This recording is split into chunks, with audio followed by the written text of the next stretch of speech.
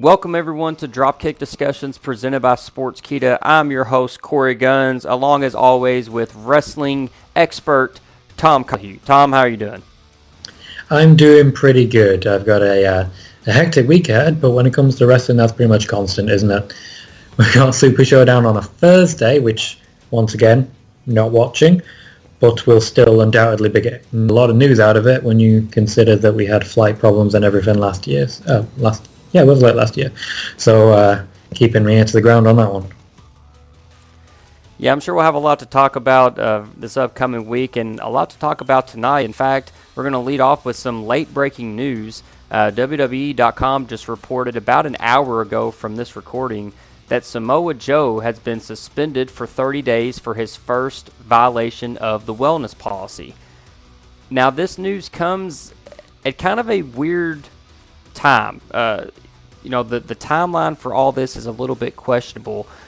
Back when Samoa Joe suffered his concussion in his match on Raw and was removed from the match, there were rumors, and we talked about them here on the show, that the concussion, quote-unquote, was just a cover-up for the fact that Samoa Joe had failed a wellness policy and was about to be suspended. That was the rumors going around, and we talked about it on the show, and you said that was not the case, and we did see that Samoa Joe made his return to Raw just about 2 weeks later. Then he's injured on a commercial shoot for WWE. We found out that it's going to be a pretty significant injury. He's going to be out for a decent amount of time. And then today it comes out that he has in fact failed a wellness policy test and that he is going to be suspended for 30 days. Like I said, Tom, the timeline of this seems a little bit questionable, and maybe there's some conspiracy theories that people could put together based on how this has all gone down. What can you tell us about this news about Samoa Joe failing the wellness policy test and what it may have to do with his injury or maybe not have to do with his injury? I don't usually like to get too deep into conspiracy theory. I'm not really that way inclined. At the same time, though, this comes at a very strange time. Just the whole thing seems quite confusing. Now, the WWE do have a history of really picking their moments when it comes to wellness policy violations. You look at what happened with Andrade. He was definitely going to be back in time for Super ShowDown. You look at Roman Reigns back in Battleground, I believe it was 2016, who lost the title at Money in the Bank to Seth Rollins, who then lost it to Dean Ambrose. Appeared the next night to get a few sound bites ready for the hype package for the next pay-per-view, and then was suspended so he could still get back in time for the pay-per-view and the Shield triple threat. So this is something they have a history of doing. However, now is not a time when there's any benefit for the company, seemingly at all. It comes just before Super ShowDown, which admittedly he wasn't booked for, but I mentioned in our last podcast that this wasn't for Samoa Joe. This is because Kevin Owens wasn't going, so there was no advantage to Joe going. So he wouldn't have gone anyway. He wasn't booked. So there's no likelihood that it's involved in that whatsoever. It was reported previously. I've already made a habit of not mentioning the outlet. I like to give credit where it's due when reports are made, but at the same time, if a story is being suggested inaccurate or retracted, as is the case with this one, I tend not to mention them by name because I don't think anyone needs that heat or that pressure. So I'm not going to mention it, but I think everyone knows who I'm talking about in this regard. They did report it, retracted the story, and now that this story has come out, they have brought it back to light. And really, if they've retracted the story, it shows that at least there was some definite evidence that when they said Samoa Joe has been suspended, Samoa Joe had not been suspended. I was told when I checked that no, he hadn't been suspended. We then saw him a week later on Raw wrestling. He was in the opening segment, he was in the main event. So it's incredibly confusing that the news breaks he's suspended, he wrestles when he's technically injured, he's then technically injured again, and this was reported, this other injury, was reported by someone with very close ties to the WWE, who is often, as part of his role, given news to report for the WWE. So this is a fairly trustworthy source in that regard, and then this news comes out. The timescale is very confusing, especially when you consider that Now Samoa Joe is going to be missing for 30 days, which means he will be able to appear again on only the go-home show to WrestleMania before WrestleMania arrives. Chances are that's nowhere near enough time to build a storyline. If it's going to be, for example, Owens and Joe against Seth Rollins and Buddy Murphy for the tag titles, then Kevin Owens is going to be getting beat up for the next 4 weeks straight. There's not that much exciting you can really do with that. So it's probably a good thing he was involved with Orton. Beyond that, it's also, there's a possibility, outside possibility, I just want to cover all possibilities here, that Samoa Joe failed this wellness policy because he wasn't able to attend a test. So it could be that the original news story broke. Samoa Joe was then asked to complete a test because the news story broke that he had already failed one, but Samoa Joe has been unable to complete the test because he's been out injured. There are a number of possibilities here. It's all a very confusing process, and I really feel for Samoa Joe here more than anything else, depending really on obviously the circumstances that we're not of. If he's done this to himself, then it's hard to feel for the guy, but if it's a situation that's out of his control, then I really feel for him, because with all the injuries that he's suffered, with all the time that he's been off, and now this happening, it is a very difficult time to be Samoa Joe.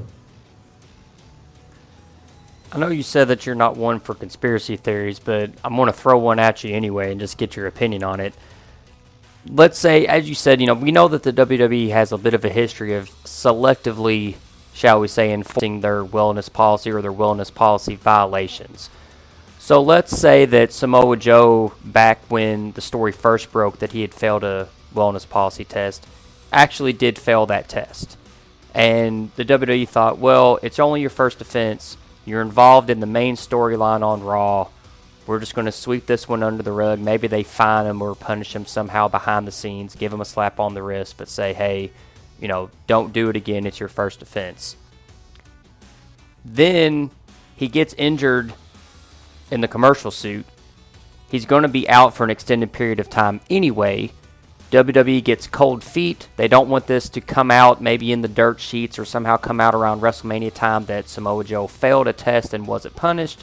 So since he's going to be out with an injury anyway, they go ahead and reveal publicly that yes, he did fail a test and we're suspending him for 30 days. So kind of killing two birds with one stone. They cover their backsides as far as the wellness violation. And since Samoa was going to be out on the shelf anyway, doesn't really do much maybe other than reputation-wise to really damage his standing with the company because he was going to be on the injured list anyway. Do you think that could at all be a possibility, or you think there's any credibility to that theory of events? I'd say it's possible, but I really can't put any credence to it at the moment. I'm still chasing a couple of people for potentially responses to try and explain things from their point of view and see why I was told this or told that, and any information I can get, really.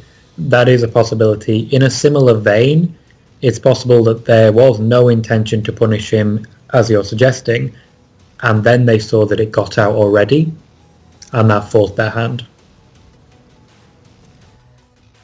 Yeah, definitely, you got to feel for Joe a little bit, like you said, unless it's maybe something, he did to himself. He made a poor decision. That remains to be seen. But we just talked about him last week on the show as a guy that was maybe in the area of getting that injury-prone tag placed on him, and maybe the WWE was losing a little bit of confidence in him because of that.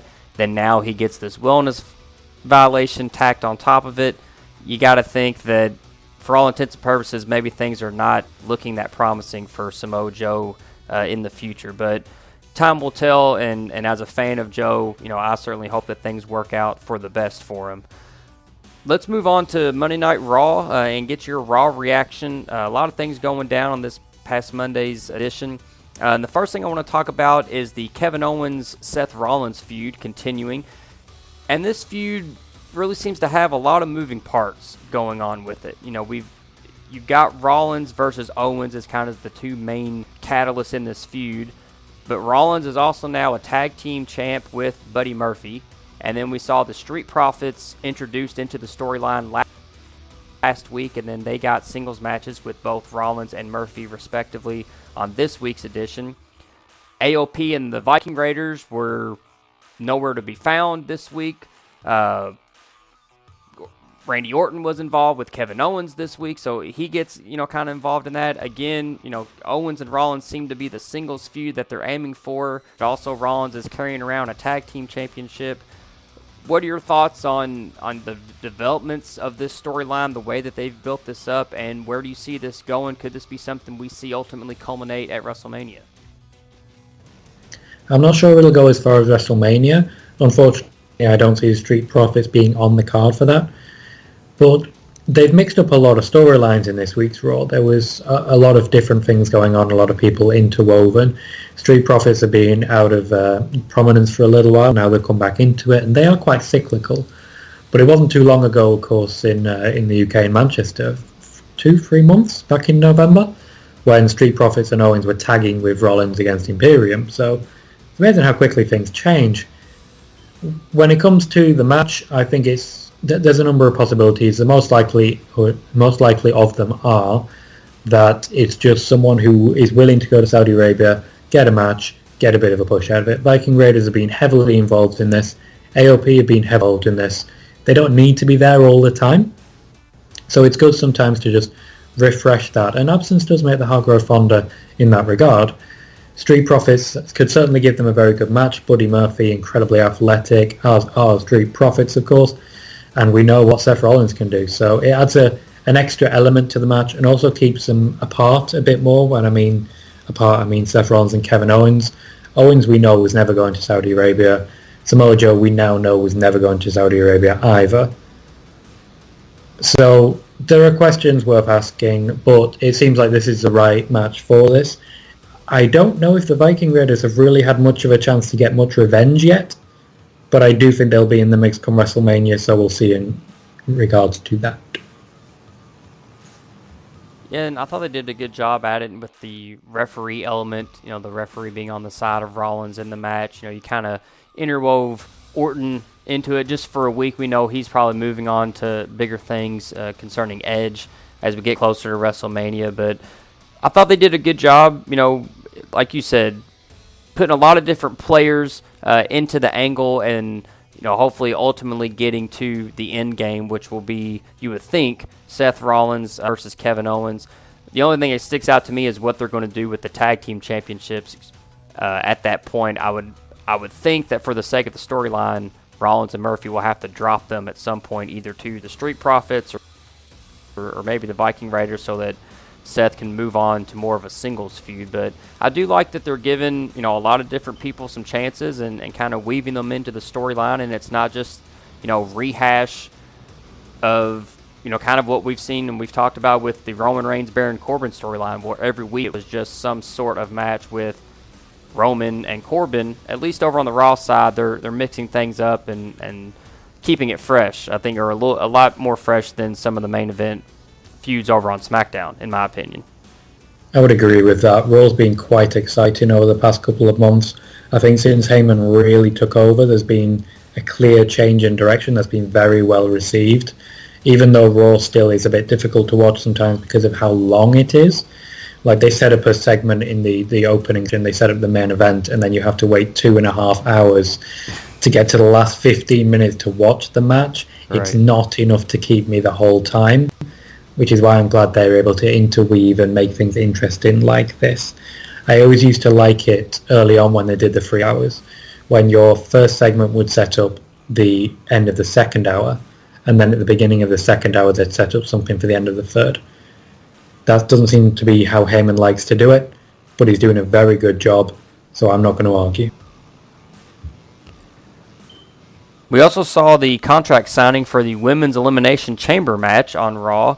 It involved the 6 women participants, and we also saw Raw Women's Champion Becky Lynch get involved as well. We talked last week that this match seems to be setting up for Shayna Baszler to finally get her win and become the number 1 contender, so that we get her versus Becky Lynch at WrestleMania. And I've seen a lot of people talking about maybe the possibility that we could see Becky actually interject herself in the chamber match to ensure that Shayna Baszler wins so that Becky can then get her revenge on Baszler at WrestleMania. What did you think of this segment? I know a lot of people were talking about the Riot Squad, that really liked Liv going after Sarah Logan and Ruby Riott during this segment. And then, of course, Becky showing up. I thought it was, a good push for the chamber match to get that set up and let people what the stakes are and get some good heat for the match. What did you think of the contract signing? We haven't really seen one like this. We know, we've had a lot of one-on-one contract signings, and we know that they usually end up with someone going through a table or something of the like, but this is really one of the first one we've seen with, 6 participants all in the ring at once signing a contract for a chamber match. I thought it was great. What we got here was a bit of chaos, and when it comes to the Elimination Chamber matches, what we get is a bit of chaos. So it's a really good indicator of that. It showed how hot some of the feuds have actually been, just sort of simmering in the background. We know they've been building up Asuka versus Natalya. That looks like it's where it's going. Sorry, pardon me. That looks like it's the direction they're going for the women's tag team titles for WrestleMania. We'll see if Beth Phoenix comes back. That could be interesting. She's, of course, due at Raw next week. So they've got that feud going. They've also got what's going on with Liv Morgan and Ruby Riott, which the dive over the table was spectacular. Sarah Logan's also there. She could be involved in the interweave there. She could also, in essence, just be an extra body. I've spoken before about the connection she has with Kairi, with Asuka, and the way she communicates with them. So she could be a great utility player here and a bit of a ring general, to be honest. But nothing comes close to Shayna Baszler.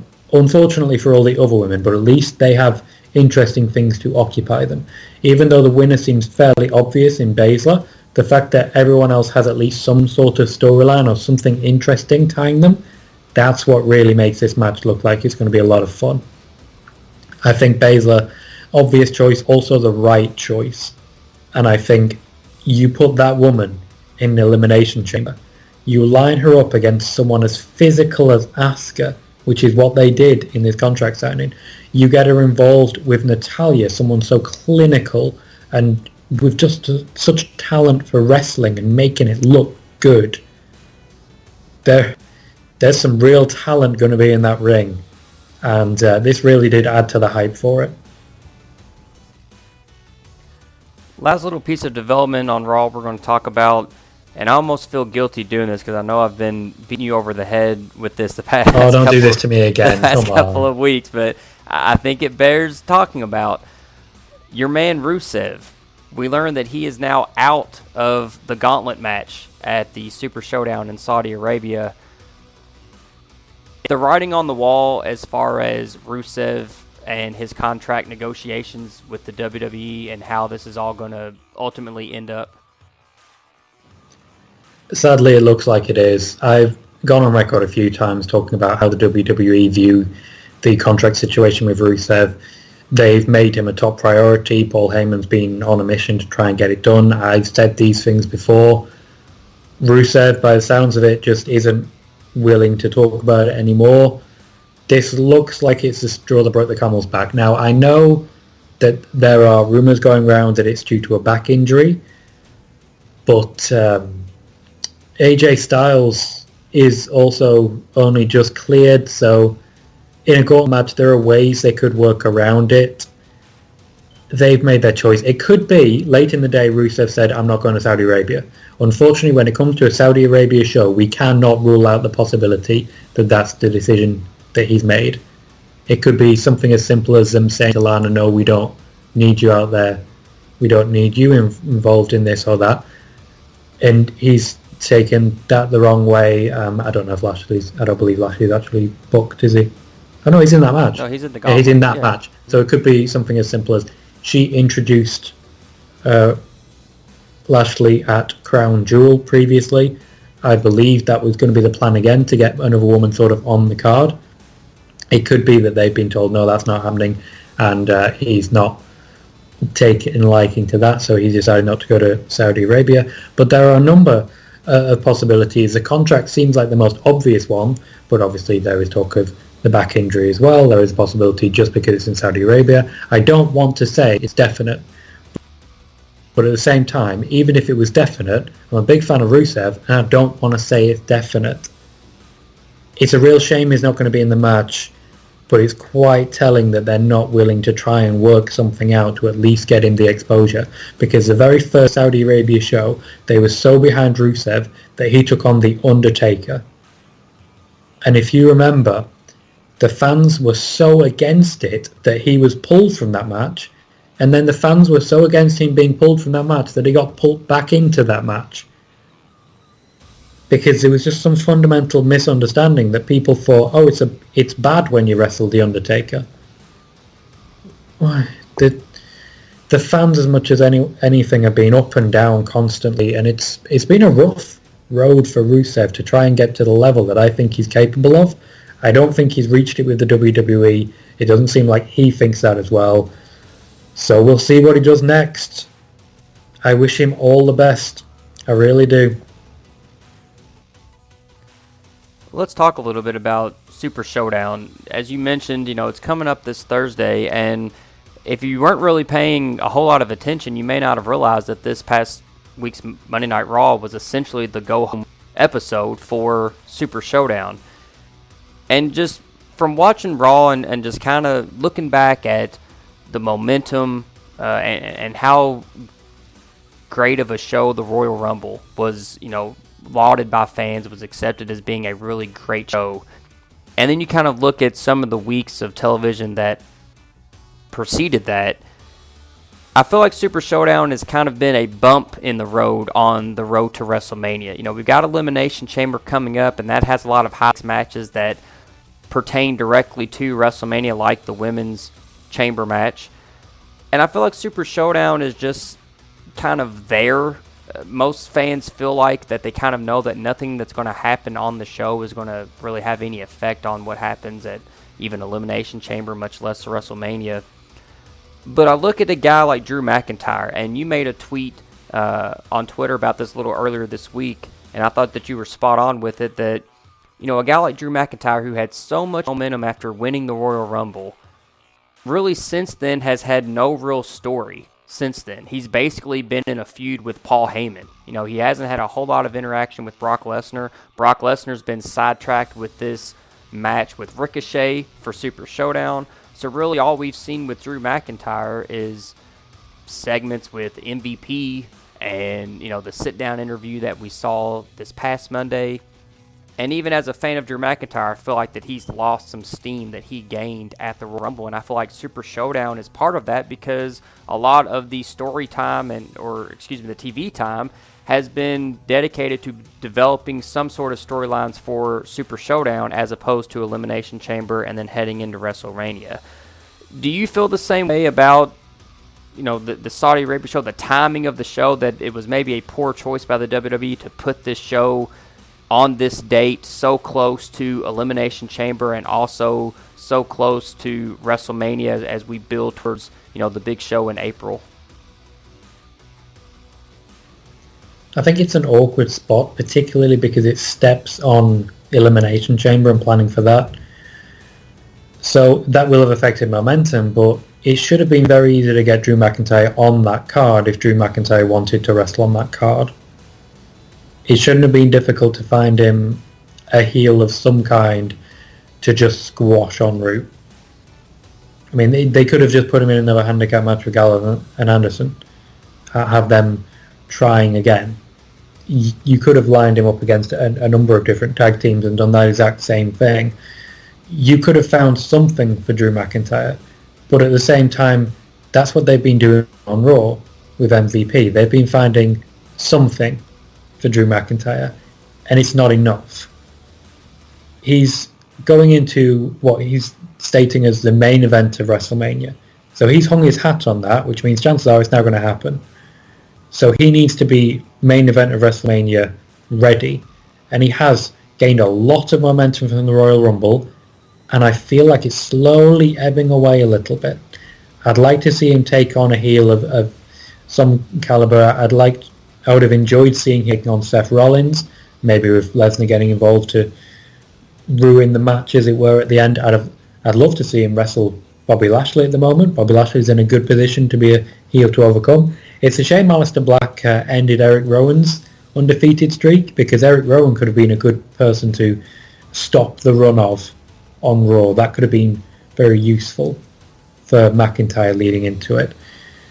I just feel like McIntyre's lost a lot of steam, but because we had to build Ricochet as a contender, he's just lost momentum because he hasn't had anything really to do. He's waiting for his storyline to really kick in, which means we're going to get like 4 weeks now of McIntyre and Lesnar building up to their feud. Is Lesnar going to be there every week? No, he's not going to be there every week, even though he's been there a lot so far this year. He's not going to be there every week. So McIntyre is going to have a lot to do. I do feel the sit-down interview was quite good, managed to explain a lot. I do know that Vince McMahon is still determined to make Drew McIntyre a world champion, because a long, long time ago, Vince McMahon said, this is a future world champion, and Vince McMahon is still determined to prove himself right. Drew McIntyre, when he came back, was always going to be an immense success. I kept waiting, kept believing he's going to win this, he's going to win this, he's going to win this, and it just kept not happening. And it felt very similar to how I was with Becky Lynch. The first Money in the Bank, I said, Becky Lynch is winning that, and she didn't. The second Women's Money in the Bank, I said, Becky Lynch is winning that, she didn't. The first Women's Royal Rumble, I said, Becky Lynch is winning that, she didn't. She was always that close to that moment where all you had to do was stop fighting it, and she was going to explode. She got there. It felt like at the Royal Rumble, Drew McIntyre did too. They've got to get out of his way. It seems like when it comes to him, they could probably have an easy out, if at Super ShowDown, if maybe they have him come down and make a save for Ricochet, after Brock Lesnar beats Ricochet, maybe Brock goes to continue the beatdown after the match and Drew runs out to make the save, and that kind of jump starts their build to WrestleMania. So they could probably have him involved in the show without actually having a match. But I do wonder, and you brought up the point of the message from the WWE seems to be that these trips to Saudi Arabia are completely voluntary, that if you don't want to go and you don't want to be on the show, you don't have to be. But when you have a show like this that is planted squarely in the middle of WrestleMania season, and we all know everything that goes along with that, not only people wanting to be on the WrestleMania card and wanting to be in a main event slot, but also there are dollars involved. There's a payday involved at WrestleMania where if you can be on the card or you're in one of those top tier matches, that could make your year, for a wrestler in the WWE, with a WrestleMania payday. So when you have a show like this squarely in the road to WrestleMania, do you think that superstars feel the pressure that if they do decline to go to Saudi Arabia, that maybe their WrestleMania push will get stalled a little bit, because it's like, well, hey, if Seth Rollins, for example, if he isn't going to go to Saudi Arabia, well, we've got to use some TV time to build up person B who is going to Saudi Arabia and is going to have a match at Super ShowDown. So maybe Seth Rollins feels, and I'm just using him as an example. I'm not saying that Seth Rollins, feels this way, but that superstar would feel like if I don't go to Saudi Arabia, my WrestleMania push is going to be in danger because I'm going to lose TV time to people that are going to the Saudi Arabia show to build up the matches for that card. It's a really good point, and this is a mindset that you experience a lot with younger, less experienced talent who are still working their way up the ladder. They want to wrestle every single day, every single match, so that they can make money when they're on lower contracts, and they can rise up those ranks. You get it a lot when people talk about having a winter break or having people have constant time off. That's why the top talents at the moment are starting to sign on to limited date contracts so that they don't have to work so much, because now they've made the money, they don't want to be working every day. But talent that haven't reached that level yet, they do want to be working every show under the sun. So what it means is that when it comes to Saudi Arabia, Daniel Bryan, Kevin Owens, they're making plenty of money, they're high up on the card. If they say, I don't want to be on the Saudi Arabia show, that's fine, they don't really lose anything. And we've definitely seen that with Daniel Bryan. But at the same time, we also see moments where you have to question, if Kevin Owens is refusing to go to Saudi Arabia, using him as an example here, why would they give him a world title knowing that it won't be defended at Saudi Arabia?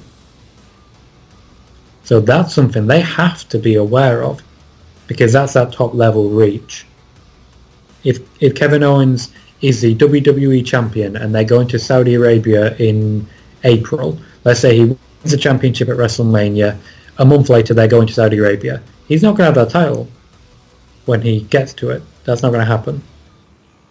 So it's a curious position to put yourself in, and it takes a lot of confidence and a lot of nerve. What they say to the talent, and what has been quoted to me, is they say, look, if you don't want to go, you don't have to go.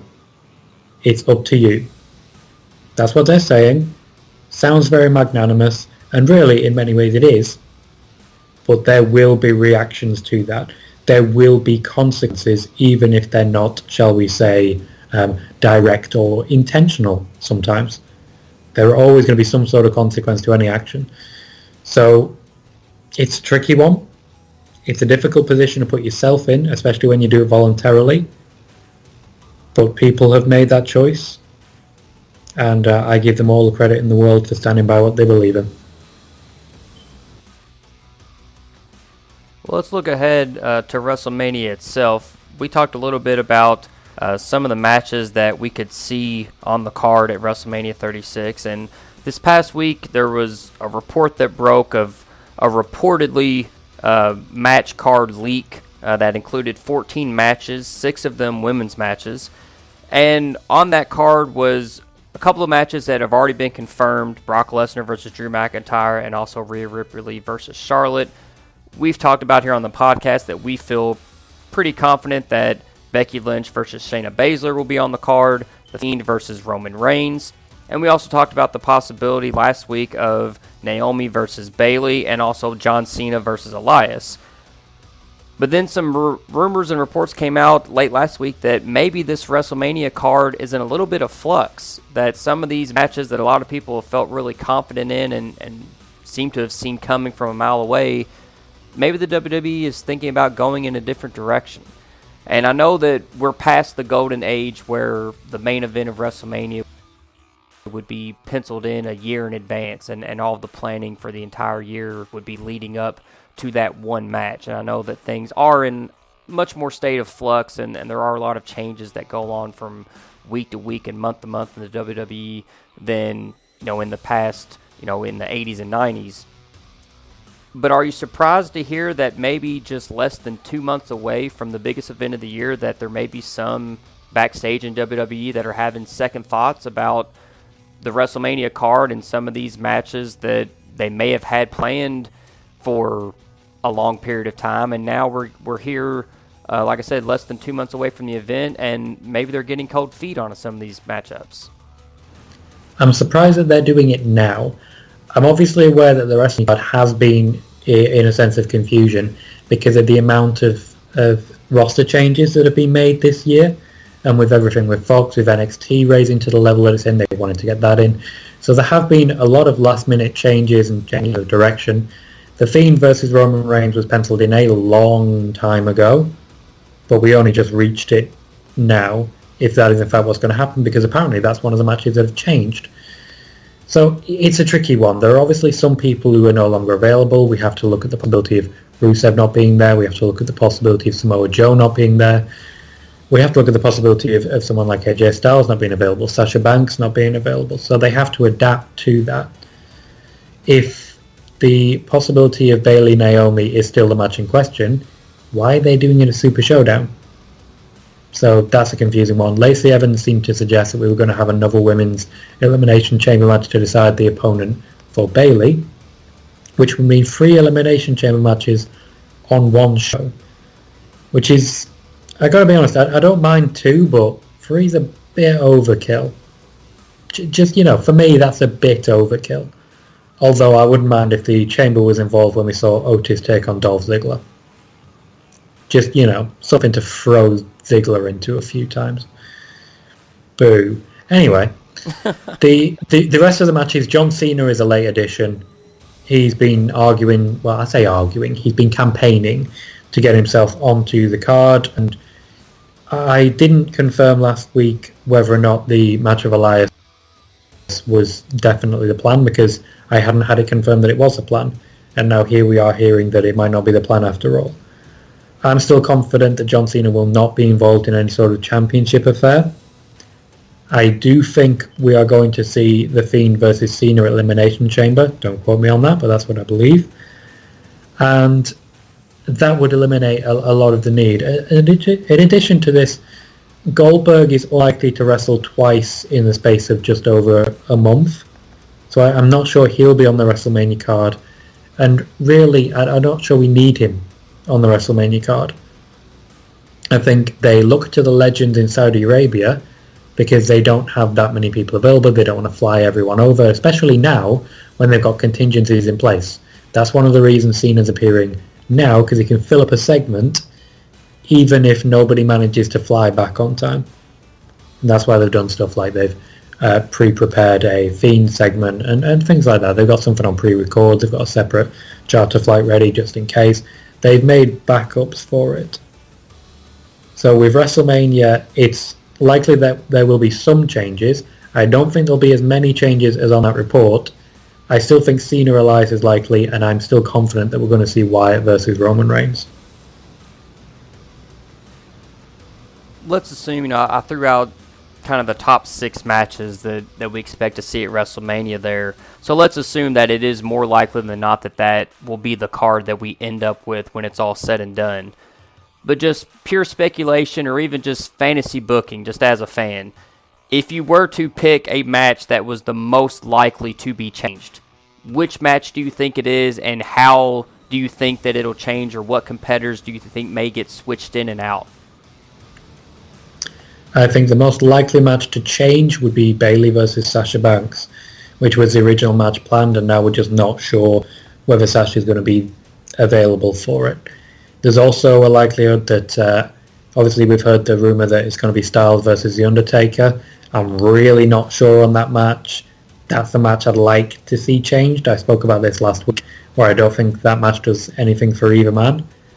There's only a few matches I can say really should be locked in firm. That being Becky Lynch versus Shayna Baszler. I need to see that happen. Rhea Ripley versus Charlotte Flair. I've been waiting a long time to see these two just throw each other about. You don't get many people who can physically compete with Charlotte Flair. Rhea Ripley is it. That's going to be great. True. We've also got the Fiend versus Roman Reigns. Edge versus Orton seems a lock, and that definitely needs to happen. And of course, Drew McIntyre versus Brock Lesnar. Let's wrap up tonight's show with some fan questions. And if you want to get involved in the show, remember that you can always either drop us a line on the YouTube comments section, or you can also tweet Tom and I on Twitter and use the hashtag Dropkick DiSKussions, and we may answer your question on the podcast. And we've got quite a few questions this week, just like we did last week, and we thank everybody that has gotten involved in this fan interaction and fan engagement portion of the show that we started just last week, and we hope that you continue to send your questions in and engage with us on social media and also on YouTube. Well, and we'll start with a question that we got on YouTube this week from Alessandro De Rito. He says, 2 weeks ago, Jerry Lawler stated that he talked with Kelly Kelly and that she may come back on a semi-regular basis. Have you heard anything about Kelly Kelly coming back to WWE as a part-timer? I don't doubt the source when it comes to Jerry Lawler. He definitely has the contacts and the connections. Kelly Kelly is one who could come back. She's very experienced and became a very good wrestler. I don't think they need her. And I think with the amount of talent coming through, I hasten to say they might just not really want her. That's no slight on Kelly Kelly. I just think they've moved on. Over on Twitter, at Wrestling in Vain, who has hit us up with multiple questions for the past 2 weeks. So shout out to at Wrestling in Vain. We appreciate the support for the show. He asks, and I'm going to give you a couple questions that he posed this week because he asked some good ones. First, he says, will an NXT run by Charlotte Flair help build NXT and NXT UK? Is it a way to start the 4 horsewomen feud against a new horsewoman team of Rhea, Ray, Belair, and Toni Storm? I would not call them a horsewoman team in any way. I don't feel they really fit that bill. I think the only way you can really say it's going to be horsewomen versus horsewomen is MMA versus WWE in the more classical ones. Charlotte Flair would definitely help build NXT the brand if she became the champion. I don't think she will become the champion, and I think we're more likely to start building that horsewoman versus horsewoman fiend if she does not become the champion and steps up to Shayna Baszler after Baszler as champion has maybe had a feud with an Asuka and a Natalya. Wrestling in Vain also asks, is Seth Rollins' gimmick of the Monday Night Messiah a replica of CM Punk's Straight Edge Society? Is this a way to bring CM Punk into the ring with his team against Rollins, Murphy, AOP, and the referee? A lot of people still want CM Punk, don't they? There are some definite similarities, and Seth Rollins was trying to get a match with CM Punk for this year's WrestleMania. CM Punk didn't bite. He doesn't want to come back and wrestle, so he's just not interested. There are definitely a lot of similarities, though. I distinctly remember CM Punk having sermons for his Straight Edge Society and having sermons in the ring during the Rumble and his followers, and instead of losing their hair, people have randomly started losing their first names. So there are similar elements. I think it's a bit of a homage to the concept, but Seth plays it in a unique way. So I wouldn't say it's the same. I wouldn't say it's a rip-off, but there are definitely some similarities. Straight Edge Society was such an underrated stable. I mean, that was a great storyline. It was. It's a real shame they just cut it out when they did, especially the way they did it. Real shame. And last one here from Twitter from Bruce Lee PhD, who's at B_Lee253. He says, not a fan of Taker Styles, but was looking forward to Aleister Black Styles at Mania until they announced it for Raw next week. Which match intrigues you the most for WrestleMania and why? Taker Styles, Black Styles, or Black and Taker? I've been an Undertaker fan for a very long time. Obviously, watching in the Attitude Era, he was a big deal to me. He really had that ethereal element to him, and he is synonymous with pro wrestling.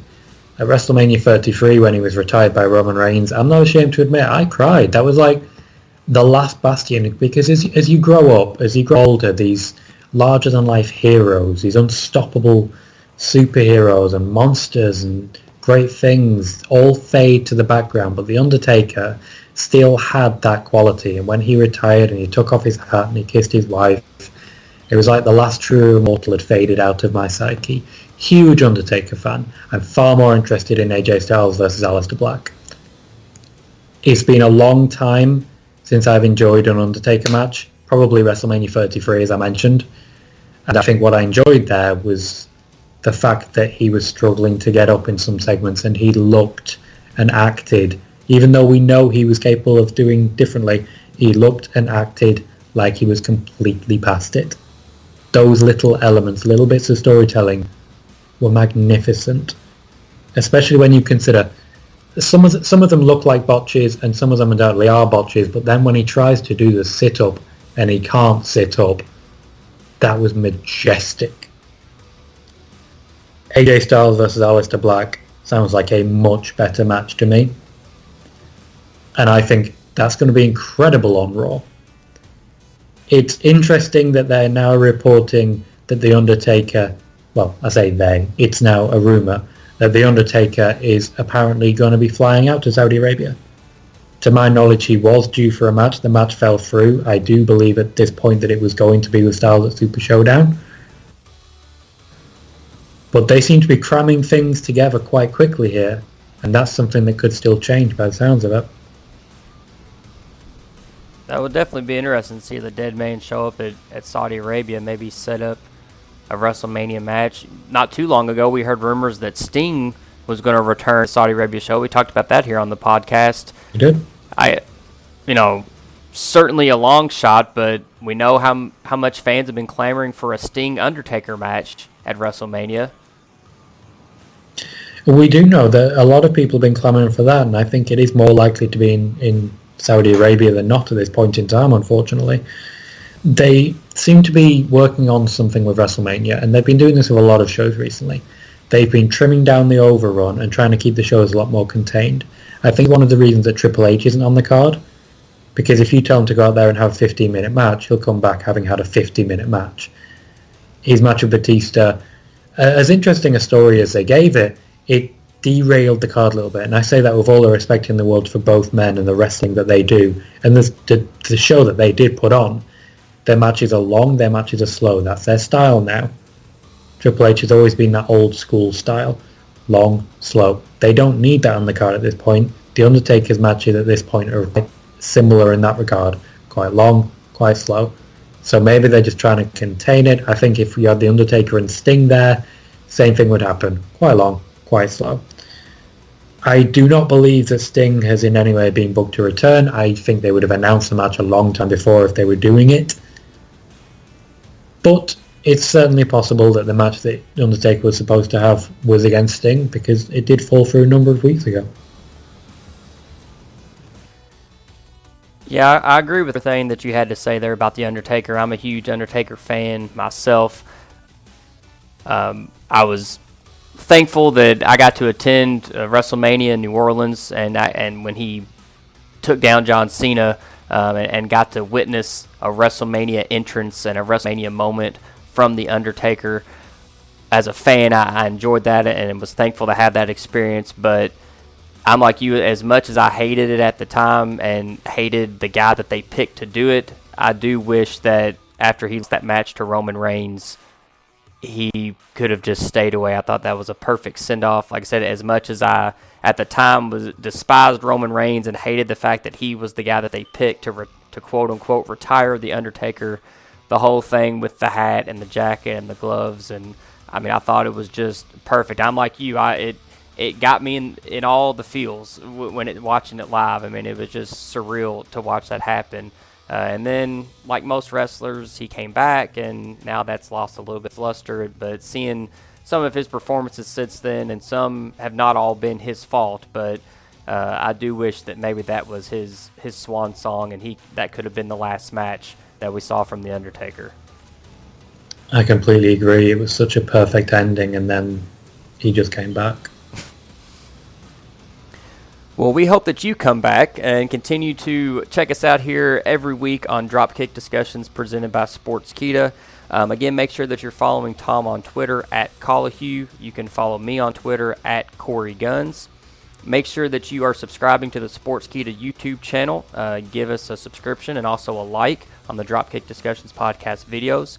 And as I mentioned, feel free to engage with us. Each week we have a fan question segment, and so if you have a question or a topic that you would like to hear us discuss here on the show, either drop it in the comments section of the YouTube page, or you can tweet Tom and I directly and use the hashtag Dropkick DiSKussions and try to answer your questions here on the podcast.